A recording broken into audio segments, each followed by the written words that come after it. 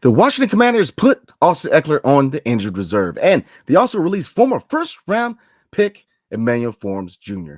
And then we're going to get into preview for Sunday's game against the Tennessee Titans next on Washington Football Maniacs.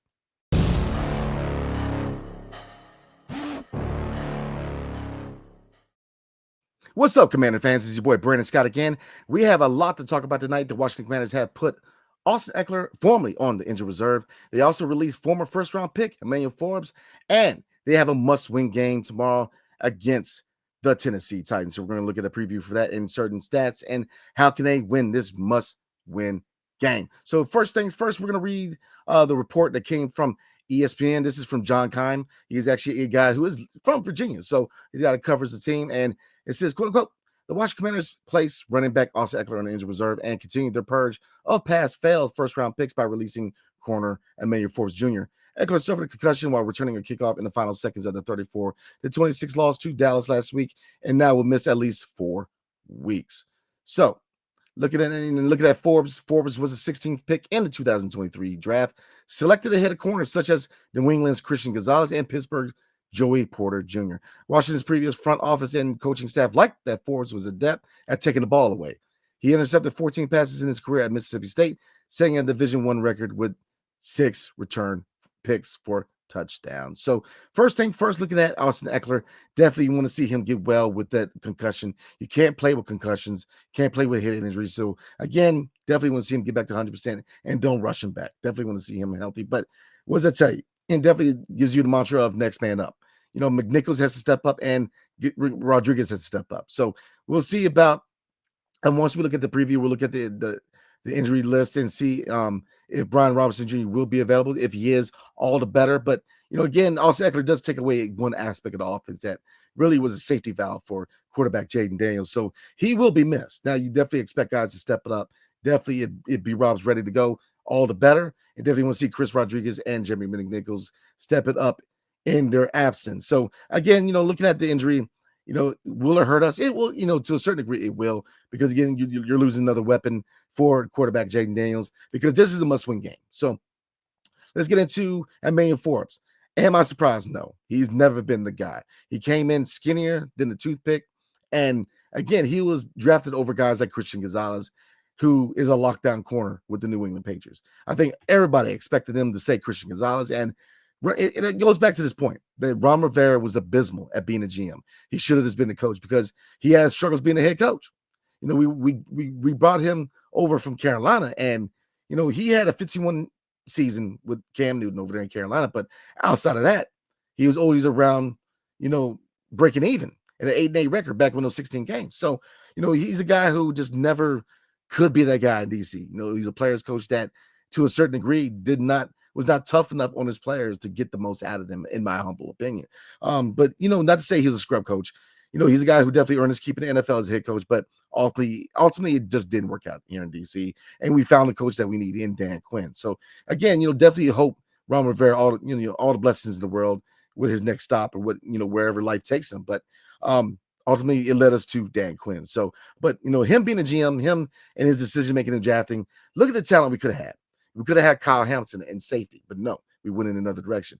And then if you look at the trade that we had, you know, when we could have got Chris Olave, you know, we did get B-Rob, which I think was a good pick. You know, he has had injury concerns, but, you know, Jahan Dotson, no longer on the team. Sam Howell, no longer on the team. Cole Turner, I believe, no longer on the team. So, you know, year in, year out, he tried to be crafty when he didn't need to. You know, in the draft with Jamin Davis, you could have got Darisaw as a left tackle. So, you could have had a left tackle of the future right there. And, you know, it's just time and time again, he tried to be crafty when he didn't have to. He didn't have to be crafty. You had the answer right in front of you. Could you argue that we could have just went ahead and got Kyle Hamilton or went ahead and got Chris Olave? Absolutely. Because I believe we would be a better team. Should we have gotten Christian Gonzalez instead of Emmanuel Forbes? Absolutely. That's a no-brainer. And if you look at his size, I mean, yeah, he's a ball hawk, but come on, man. I mean, he couldn't tackle to win. I mean, to me, you go with the best bet, best player available, and they failed to do that. So I'm not surprised. Maybe he'll catch him with another team, but to me, he's got to get into the weight room. He's got to really change his body and really prove to teams that he could be an NFL player, because right now he looks like he probably could be out the league, in my opinion. They always need talent in the Canadian Football League. So, but to me, he was never the guy, and we know that now. This new regime under Adam Peters is not playing around. General manager Adam Peters is going to purge his team of anybody who's not part of the future, and he should.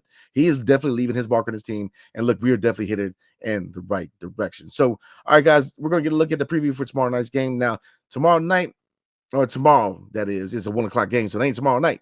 But tomorrow at 1 o'clock, the Washington Commanders do host the Tennessee Titans. The Tennessee Titans come in with a record of 3-8. They are third in the AFC South, and the Washington Commanders have a 7-5 record, second in the NFC East, second to the Philadelphia Pigeons.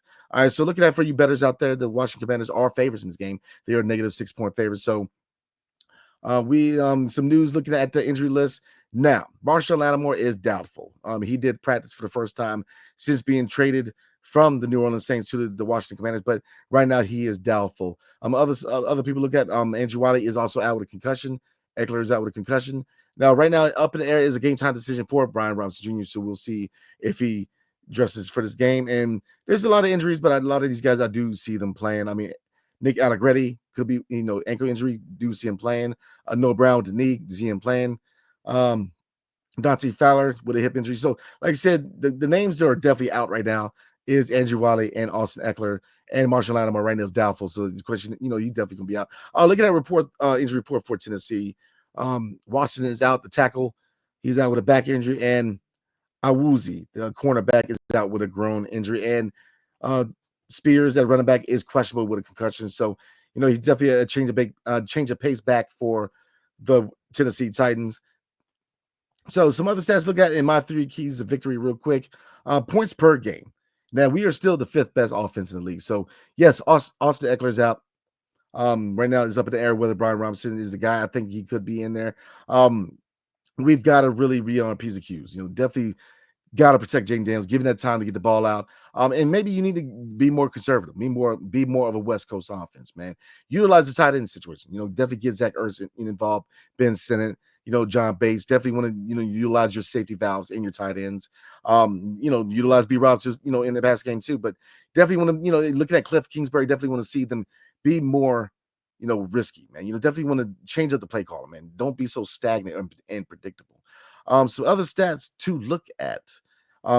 Back to points per game. Tennessee is 28th in the NFL with 18 points per game, as opposed to us being the 5th best with 27 points. So again, defense, we definitely need to put the clamps on them. I mean, Calvin really is a guy who has really built a connection over there in Tennessee. So he's a guy that you definitely want to see who clamps down on Calvin Ridley. Another stat to look at, guys, yards allowed per game overall.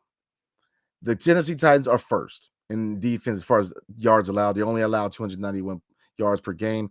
Now, passing yards, they are again first with 169 passing yards per game. And then rush yards, they are 9th.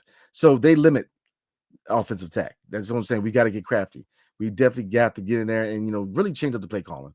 Be creative a little bit. Utilize. We do still have weapons. Yes, also Ekeler's out, but we still have weapons that we can utilize, especially the tight ends. Let's get the tight ends more involved, man. And especially with the receivers, definitely utilize De'Ami Brown and the speed on the other side of Terry McLaurin.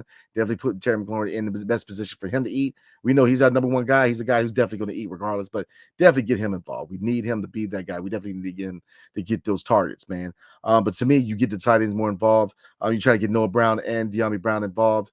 And Luke McCaffrey, man, let's definitely see if we can get him to eat out of the slot. And something else to look at real quick.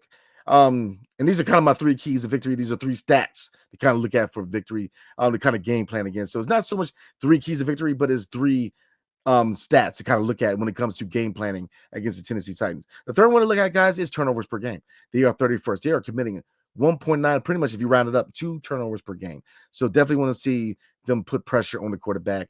Definitely want to see the secondary try to get takeaways, and definitely want to see Bobby Wagner and Frankie Louvu really get nasty and try to hit somebody, man. Definitely put the quarterback and the running back on their butt. All right, so looking at the stats, turnovers, we are 3rd.